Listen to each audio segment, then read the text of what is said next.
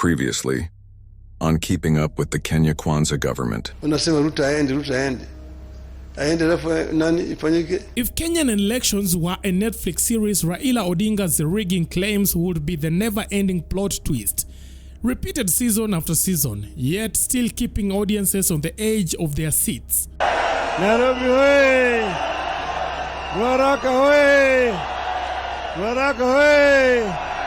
Not once, not twice, but nearly every electoral showdown has seen the former Prime Minister decry victory snatched from his grasp.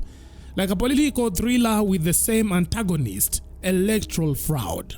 Uchaguzi ambayo imekuwa naitwa free and fair tangu tulete hii mfumo wa siasa yenye vyama vingi ni 2002. Hiyo peke yake. Hizi zingine zote unajua. And what better setting for another chapter of this saga than the burial of the late Colonel Gitahi?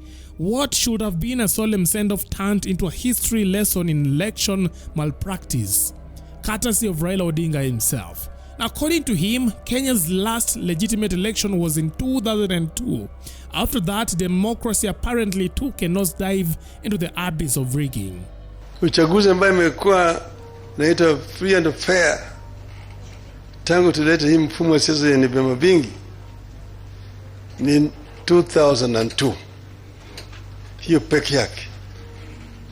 Hizi zingine zote unajua. SK mwambie nyinyi.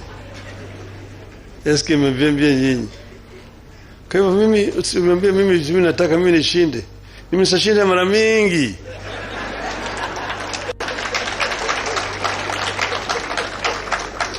Sijatangazwa tu.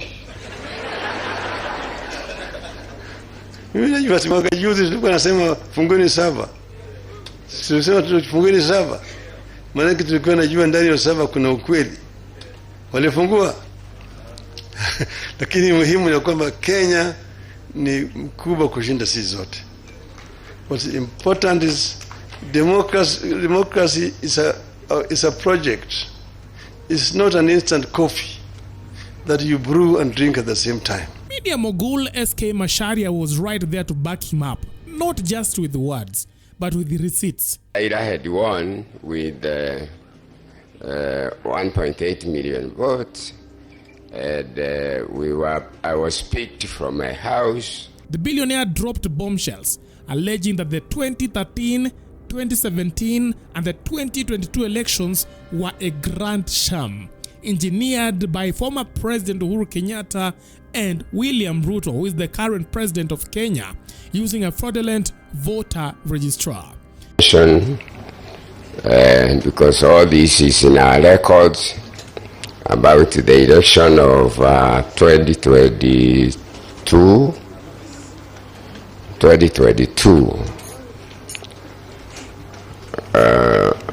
We went to Naivasha to plan for the election of Raila as a candidate.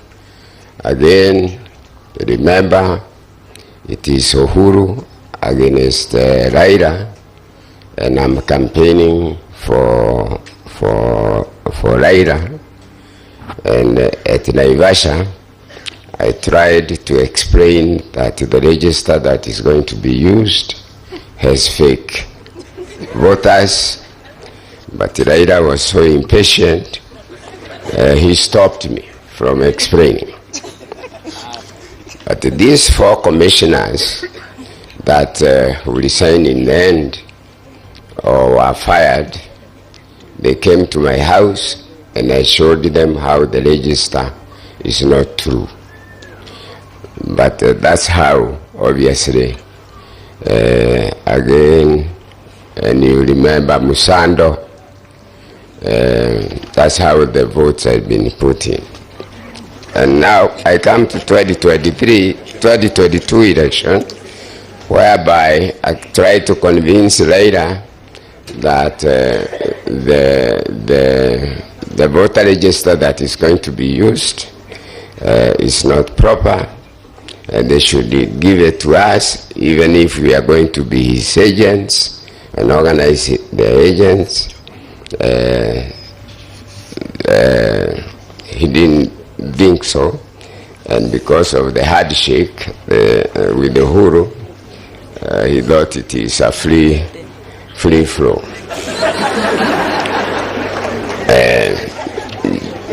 Just for jokes, 2022 election comes. It's Raila against Ruto. They were saying we have deep states, and Ruto would tell them which deep states you have, because Ruto knew exactly how the extra votes will be put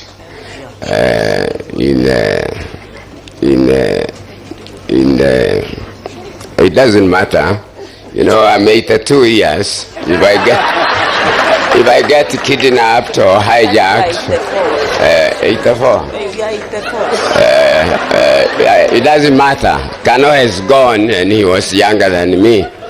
So we must just tell this, because I want to tell. Macharia even admitted to playing a role in the 2007 election fiasco, claiming he was pressured to alter results in Kibaki's favor. Then in 2017, 2012, is it 2012? 2012. No, the one that Kibaki won. 2007 against Raila. 2007, Kibaki won, and we had data, complete data, that it's Raila who had won the election.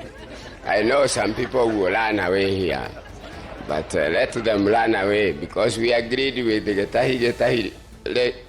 I'm speaking to the soul of Getahi. Here is only the body.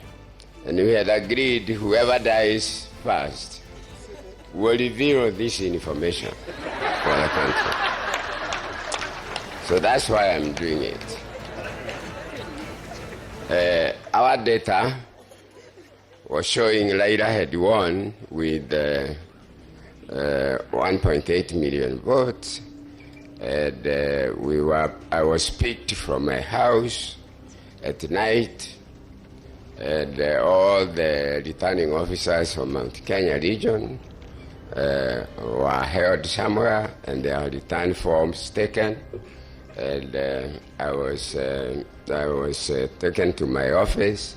I found some people, I'm not going to mention their names, and we changed all those figures, and Kibaki won the election against him.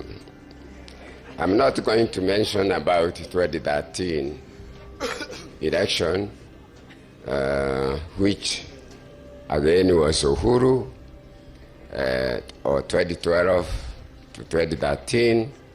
Again, I campaigned for Raila, and Royal Media had already started then, and Inoro TV and Citizen TV were switched off in the whole of Mount Kenya region, but that could not make me change my belief in Raila, because Raila was left to me by his father.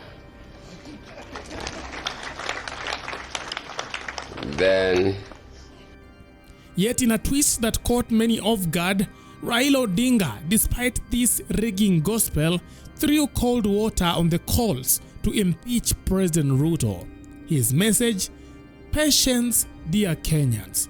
Forget shortcuts, endure the government you voted or didn't vote for, and deal with President Ruto at the ballot in 2027. Unasema Ruto aende. Aende alafu nani ifanyike? Mbeleni pale Ruto aende aweke Gachagua. Sasa Ruto aende, Kindiki aende abaki pale. Baadaye Kindiki aende, weke mtu mwingine. Hakuna haja.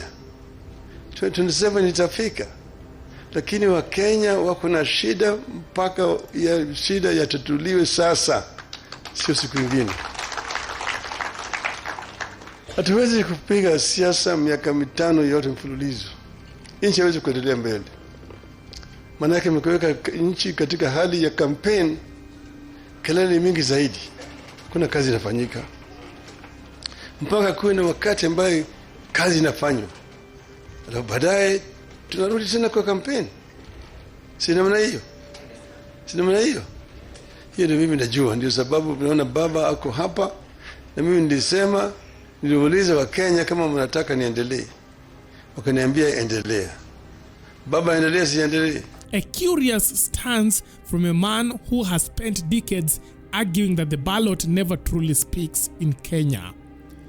With such dramatic revelations, the only question remains, will the next elections be different? Or are we in for another thrilling sequel of the rigging chronicles? Well, stay tuned.